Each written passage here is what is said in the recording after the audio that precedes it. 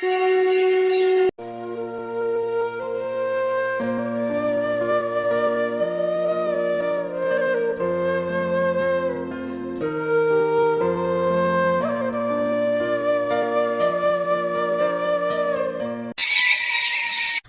सड़क पर साइकिल चलाते हुए रोड पर निकल गया।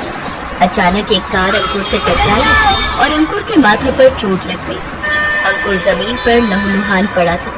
आसपास लोगों की भीड़ इकट्ठी हो गई और गाड़ी वाला वहां से भाग गया। पता नहीं ये अंकुर भी ना बिल्कुल नहीं सुनता। कितनी बार कहा है सड़क पर साइकिल लेकर मत जाया कर। अरे ये भीड़ कैसी? अंकुर जो कि 6 साल का छोटा बच्चा था, उसकी माँ अनुराधा जब उसे देखती है तो वो घबरा जाती है। अंकुर मेरा बच्चा, हे दुर्गा माँ ये क्या हो गया? अंकुर अंकुर मेरे बेटे आंखें खोल। अनुराधा कुछ लोगों की मदद से अंकुर को पास के हॉस्पिटल ले जाती है। अंकुर का पिता, दादा दादी और बाकी पूरा परिवार हॉस्पिटल पहुंच चुके थे, पर डॉक्टर ने जवाब दे दिया, आई एम सॉरी, हम अंकुर को नहीं बचा सके। नहीं डॉक्टर, मेरे बेटे अंकुर को कुछ नहीं हो सकता। माँ दुर्गा मेरे बेटे को कुछ नहीं होने देगी। मेरा अंकुर उन्हीं के आशीर्वाद से हुआ था। उनके होते हुए मेरे अंकुर का कोई बाल भी बांका नहीं कर सकता। सब अनुराधा को बहुत समझा रहे थे कि अंकुर अब इस दुनिया में नहीं है, वो संभल जाए, पर अनुराधा ये मानने को तैयार ही नहीं थी। अनुराधा के परिवार वाले सब उसे समझा रहे थे। अनुराधा माँ दुर्गा का नाम लिए जा रही थी। जय माँ दुर्गा, जय माँ दुर्गा, जय माँ दुर्गा, जय माँ दुर्गा, जय माँ दुर्गा। उधर अंकुर की आत्मा यमराज जी के पास पहुंचती है। अंकुर यमलोक में खड़ा रो रहा था और मम्मी मम्मी पुकार रहा था। मुझे मम्मी के पास जाना है, मुझे मम्मी के पास जाना है। नहीं, अब तुम अपनी मम्मी के पास नहीं जा सकते। अब तुम्हें यहीं रहना है हमारे साथ। नहीं, मुझे आपके पास नहीं रहना, मुझे अपनी मम्मी के पास रहना है। तभी माँ दुर्गा आ जाती है। माँ दुर्गा मुझे बचा लो, ये अंकल मुझे अपने साथ ले जा रहे हैं। डरो नहीं पुत्र, मैं आ गई हूँ। मेरे होते हुए तुम्हें कोई कुछ नहीं कहेगा, पर तुम मुझे कैसे जानते हो? माँ दुर्गा, मम्मी आपकी रोज पूजा करती है, मैं भी उनके साथ आपकी पूजा करता हूँ और प्रसाद भी खाता हूँ। दुर्गा माँ, मुझे मेरी मम्मी के पास ले चलो, ये अंकल मुझे मम्मी के पास नहीं जाने दे रहे। यमराज जी, मेरे होते हुए आप अंकुर को कुछ भी नहीं कह सकते। अब तो अंकुर मेरे साथ जा रहा है, मैं इसे इसकी मम्मी के पास ले जा रही हूँ।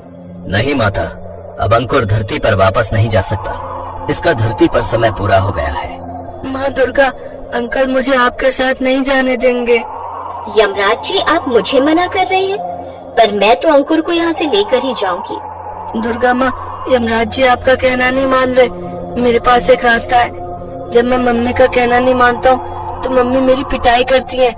आप यमराज जी की पिटाई कर दो, फिर ये मुझे आपके साथ जाने देंगे। ये ठीक रहेगा। क्यों यमराज जी, आज मैं आपकी पिटाई करूं? बालक, तुम तो बहुत चतुर हो।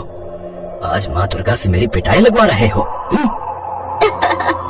अब आप मुझे विवश करेंगे तो आपको मुझसे पिटाई खानी ही होगी। माता, आप मेरी पिटाई कर सकती हैं, क्योंकि माता की तो पिटाई में भी आशीर्वाद छुपा होता है। हे माता, आप तो जगत जननी हो। आपके समक्ष तो संपूर्ण संसार शीश झुकाता है। आपकी पूजा से तो भाग्य की रेखाएं ही पलट जाती है। माता, आपकी पूजा और भक्ति जीत गई। मैं जानता हूँ आपका आशीर्वाद अंकुर पर है, इसलिए मैं अंकुर को हाथ भी नहीं लगा सकता। जाओ अंकुर, माँ दुर्गा के साथ जाओ। अब मैं तुम्हें नहीं रोकूंगा। थैंक यू अंकल, आप भी बहुत अच्छे अंकल हो। हाँ ये तो है, यमराज जी अच्छे तो बहुत है, पर कभी कभी इनसे लड़ाई करनी पड़ती है, तभी ये बात को मानते हैं। चलो अंकुर, मैं तुम्हें तुम्हारी मम्मी के पास छोड़ देती हूँ। यमराज जी अंकुर को जाते हुए देखते हैं और मुस्कुरा देते हैं। वो जानते थे कि जिन भक्तों के ऊपर माँ दुर्गा का आशीर्वाद होता है, उन भक्तों के सारे संकट टल जाते हैं। माँ दुर्गा अंकुर का हाथ पकड़कर धरती लोक पर ले जाती हैं।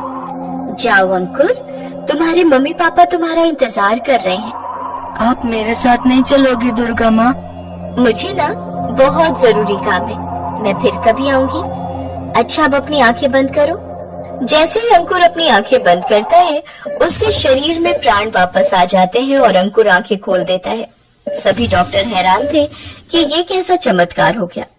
सबके चेहरे पर खुशी की लहर दौड़ गई। मैंने अपनी मेडिकल हिस्ट्री में ऐसा चमत्कार पहली बार होते हुए देखा है। अंकुर बिल्कुल ठीक है। दुर्गा माँ, मैं जानती थी आप मेरे अंकुर को कभी कुछ नहीं होने देंगी। आपकी जय हो माँ, आपकी सदा ही जय हो। तुम्हारी भक्ति जीत गई आराधना। माँ दुर्गा ने हमारे अंकुर को ठीक कर दिया। आराधना अंकुर को गले से लगा लेती है। सबकी आंखों में खुशी के आंसू थे। आज माँ दुर्गा के आशीर्वाद से आराधना के घर का चिराग सही सलामत था। ऐसे ही है माँ दुर्गा की भक्ति का फल। कहते हैं जो भी भक्त सच्चे मन से माँ दुर्गा की पूजा और भक्ति करता है, माँ दुर्गा उन भक्तों के सारे दुख दूर कर देती है और सदैव उनका आशीर्वाद अपने भक्तों पर बना रहता है। अग्निदेव, मुझे ऐसे पुत्र का वरदान दीजिए जो बलशाली हो, तीनों लोकों पर राज करने के काबिल हो, साथ ही वो अपनी इच्छा अनुसार रूप धारण करने योग्य हो। तथास्तु। सबसे पहले जिस मादा पर भी तुम्हारा दिल आ जाएगा, उसी से तुम्हें अपने बलशाली पुत्र की प्राप्ति होगी। ये कहकर अग्निदेव अंतर्ध्यान हो जाते हैं और दानव रंभ खुशी खुशी जंगल से वापस लौटने लगता है। लेकिन वापस लौटते वक्त उसकी नजर जंगल में एक महिषी यानी भैंस पर जाती है और रंभ का दिल उस भैंस पर आ जाता है। फिर वो उस महिषी के साथ संबंध बनाता है, जिसके बाद वो महिषी गर्भ धारण कर लेती है। फिर एक रोज एक भैंसे की नजर उस भैंस पर गई और वो उस पर आकर्षित हो गया।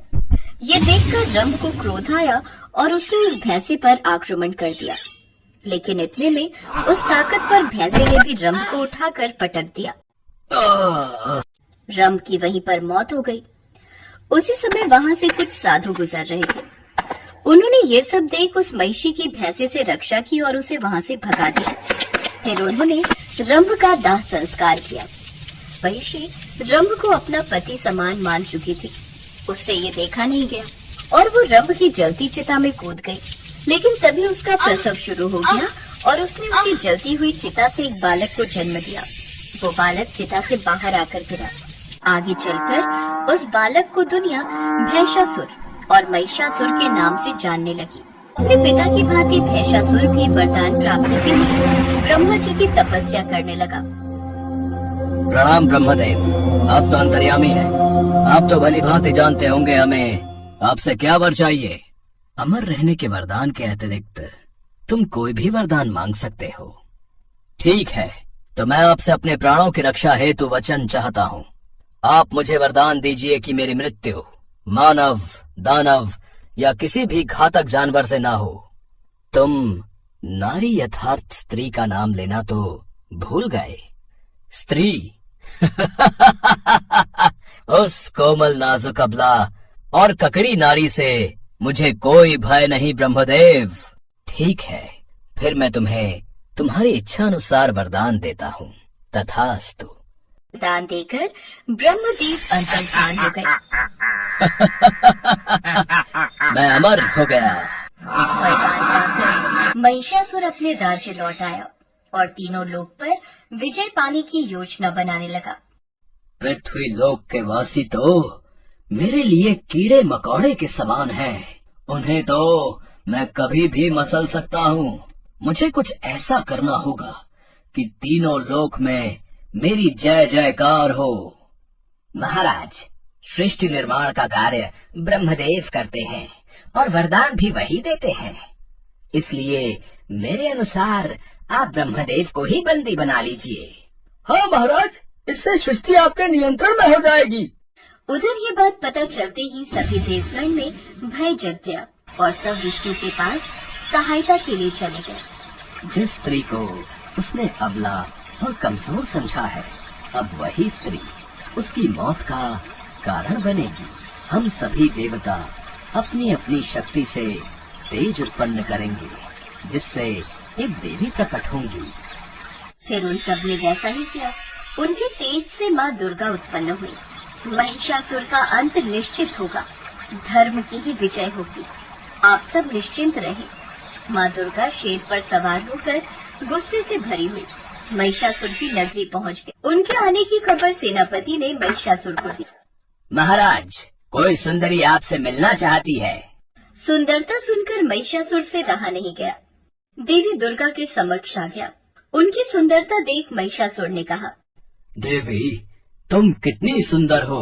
तुम्हारी खूबसूरती देख मैं तुमसे विवाह करना चाहता हूँ। लेकिन महिषासुर, मैं तुम्हारी मौत चाहती हूँ। फिर महिषासुर और माँ दुर्गा के बीच 9 दिन तक युद्ध चला और 9वें दिन माँ दुर्गा ने अपने त्रिशूल से अंतिम प्रहार कर महिषासुर का वध कर दिया। देवलोक में सभी देवगण ये देख बहुत प्रसन्न हुए और वो सभी देवलोक से देवी दुर्गा पर पुष्प वर्षा करने लगे।